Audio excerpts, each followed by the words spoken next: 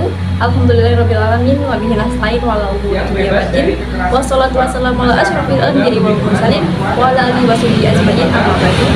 Pada yang terhormat Bapak Fatihlah selaku dosen pengampu mata kuliah Pancasila yang kami hormati, dan kepada teman-teman semua yang kami banggakan. Di sini saya selaku moderator akan menyampaikan naskah laporan yaitu mengenai kekerasan seksual terhadap anak yang beranggotakan yaitu Wuri Maulidiah, Hanif Al-Fahri, Octavia Putri, Elsa Afianti, M. Agis Mubarok, Azizatul Mardiah, Rizka Jutasari, dan Rayhana Purata Ayun. Yang pertama, latar belakang. Pelecehan seksual merupakan bentuk kekerasan yang merugikan hak asasi manusia dan mengancam kesejahteraan individu dalam masyarakat. Menurut Kartika dan Najemi tahun 2020, pelecehan seksual adalah tindakan yang melibatkan unsur seksual yang dilakukan oleh pelaku tanpa persetujuan dari korban, baik dalam bentuk lisan maupun fisik. Di Indonesia, upaya penanggulangan pelecehan seksual diatur dalam pasal 30 Undang-Undang Nomor 39 Tahun 1999 tentang Hak Asasi Manusia dan Undang-Undang Nomor 12 Tahun 2022 tentang kekerasan seksual. Meski demikian, pelecehan seksual masih menjadi isu yang memprihatinkan. Terbukti dari data Kementerian Pemberdayaan Perempuan dan Perlindungan Anak atau Kemen PPPA yang mencatatkan 9.588 kasus kekerasan seksual terhadap anak pada tahun 2022, meningkat signifikan dari 4.162 kasus pada tahun sebelumnya. Kekerasan seksual tidak hanya berpengaruh pada anak-anak dan perempuan, namun siapapun berpotensi menjadi korban dengan dampak sosial dan psikologis yang signifikan. Oleh karena itu, penting untuk melakukan kajian mendalam untuk mengidentifikasi faktor-faktor yang mempengaruhi terjadinya pelecehan seksual dan mencari solusi yang efektif untuk menanggulanginya. Penelitian ini berfokus pada pendidikan Polres Indonesia yang menangani pelecehan seksual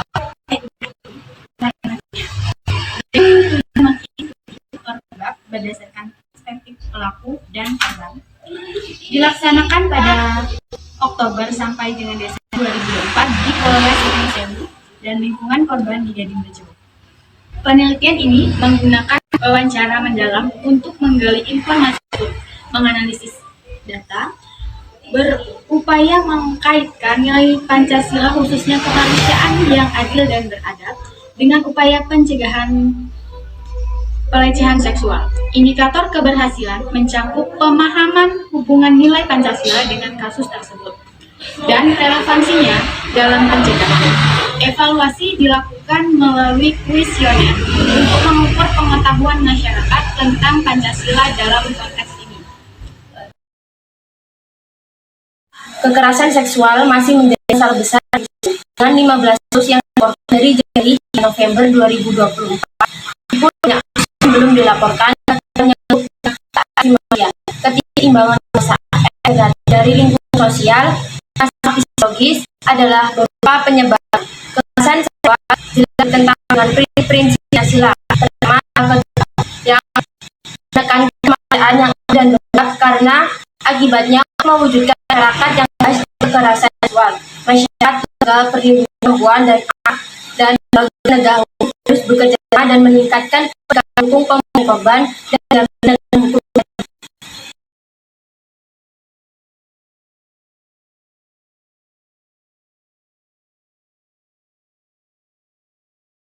Baik, yang selanjutnya adalah rancangan anggaran belanja kegiatan. Yang pertama ada print lembar tebangan wawancara, totalnya sebanyak 8.000. Yang kedua ada transportasi, totalnya 100.000. Yang ketiga internet, totalnya 800.000. Yang keempat fotokopi persyaratan pembuatan surat serta map, totalnya menjadi 9.000. Yang kelima konsumsi, totalnya 160.000. Yang keenam biaya karton, totalnya 30.000. Yang ketujuh print gambar, totalnya 75.000. Yang kedelapan koran, totalnya 5.000. Yang kesembilan kertas minyak, totalnya 5.000. Yang kesepuluh lem kertas, totalnya 20.000. Dan yang terakhir lem bakar, totalnya 30.000. Total dari keseluruhan rancangan anggaran biaya belanja kegiatan yaitu 1.242 dari iuran anggota 8 orang per satu orangnya 156.000. Jumlah pemasukannya 1.248.000, jumlah pengeluarannya 1.242, dan sisanya Rp6.000. Dengan 15 kasus yang dilaporkan pada tahun 2024, kekerasan seksual masih menjadi masalah serius di Pringsewu. Banyak kasus masih belum terungkap. Ini disebabkan oleh kurangnya pengetahuan tentang hak asasi manusia, ketidakseimbangan kekuasaan, kondisi sosial yang tidak menyenangkan, dan masalah psikologis. Kekerasan seksual adalah tindakan yang jelas bertentangan dengan nilai-nilai yang terkandung dalam Pancasila, terutama Sila 2, yang menekankan kepada kemanusiaan yang adil dan beradab. Oleh karena itu, untuk mewujudkan masyarakat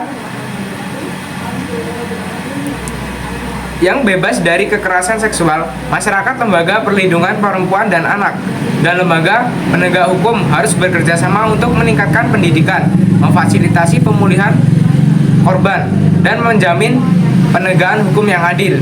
Jadwal kegiatan 1. Pembekalan materi. Pelaksanaan Senin tanggal 21 Oktober 2024.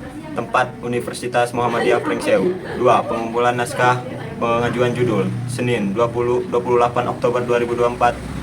Universitas Muhammadiyah Pringsewu. 3. Pengumpulan naskah pengajuan judul. Senin tanggal 4 November 2024 di Universitas Muhammadiyah Pringsewu. 4. Penampilan penyusunan pengajuan judul dan naskah proposal. Senin 11 November 2024 Universitas Muhammadiyah Pringsewu. 5. Pengumpulan data Sabtu 16 November 2024 Polres Pringsewu warga desa GDGRJ. 6. Pembuatan portofolio project Citizen Senin 25 November 2024 tempat rumah.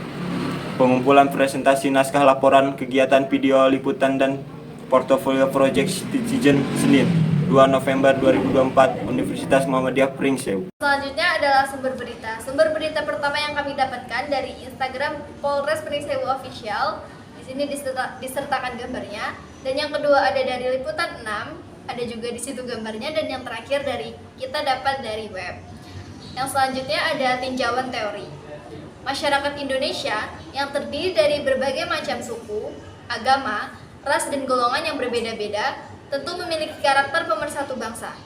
Karakter yang diciptakan oleh founding father kita merupakan karakter pemersatu bangsa terhadap segala perbedaan yang ada di Indonesia. Karakter tersebut bernama karakter Pancasila. Karakter Pancasila merupakan karakter yang mempunyai makna sangat dalam, dan karena Pancasila merupakan pemersatu bangsa tanpa meninggalkan karakter asli dan bahasa ibu orang-orang Indonesia. Pendidikan Pancasila dianggap merupakan suatu jawaban untuk menguatkan karakter, terutama karakter kaum milenial agar tidak terpengaruh pada karakter yang negatif dari luar negeri karena derasnya pengaruh globalisasi di Indonesia. Sehingga diperlukan pendidikan karakter Pancasila di setiap sekolah dan universitas untuk menumbuhkan kebiasaan-kebiasaan yang hasil akhirnya memahami dan menerapkan karakter Pancasila tersebut untuk masyarakat Indonesia. Fauzi et al. Tahun 2000. Sekian presentasi yang bisa kami sampaikan. Kurang lebihnya kan mohon maaf. Kami akhiri. Wassalamualaikum warahmatullahi wabarakatuh.